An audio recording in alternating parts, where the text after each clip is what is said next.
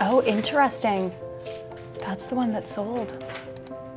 So it doesn't matter what type of business you're in, whether you have a real estate company, whether you have a restaurant, whether you own a franchise chain. I think a lot of people fantasize about entrepreneurship, and that's really a buzzword lately in the last year. You talk about entrepreneurship and everyone says, I'm an entrepreneur. But what does that really mean? An entrepreneur is someone who takes a risk.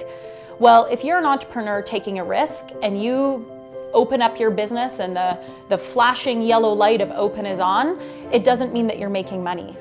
Sometimes businesses take 2 or 3 years to break even, and all you're doing is sinking money into those businesses for the first 2 to 3 years.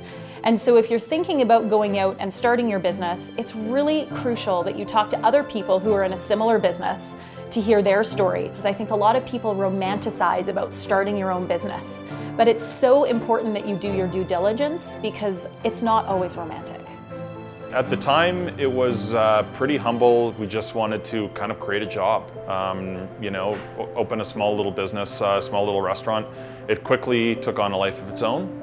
It's amazing that it's gone that way, but there's not a lot of people that are willing to work 100 hours a week for 2 years, and we did. And so, you know, I think that's kind of the foundation that everything's built on. I think second is having amazing staff. You have to have a real goal and a purpose for this business, and you have to be passionate about it. You have to connect with the customers on their level.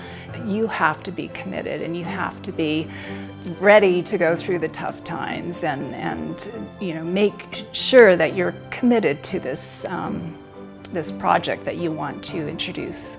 You have to stay focused. You have to give service. As I tell my staff, service, service, service. You can give a product, but if you don't stand behind the product or the service, you can lose what you have built over many years. So what I say to others is stay strong, stay focused, and give all that you can to your clients that walk in through the door. Nearly 18 years in real estate, there's a few tidbit things that are really personal to me that I'd like to share with you. The first is never wish away your competition. Competition is a really healthy thing in your business.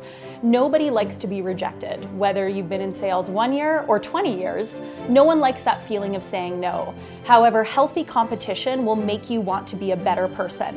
The second thing that I would suggest is even if you are the only person in your company, show up like it's a Fortune 500 company. So even if you don't have appointments that day, get up, get dressed, have your breakfast, put your suit on, get to your desk, whether it's at your home or out of your home, you have an office, and make appointments. They might be coffee appointments with potential clients. It might be getting yourself to the gym, but you just need to show up. So I say treat your business like it's a Fortune 500 company.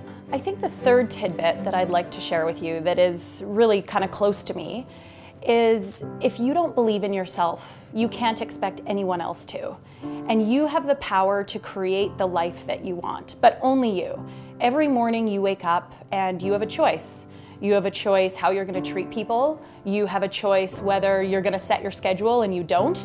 And so you really need to believe that you have the ability to do what you're doing, because if you don't, you can't expect others to buy into the belief of you.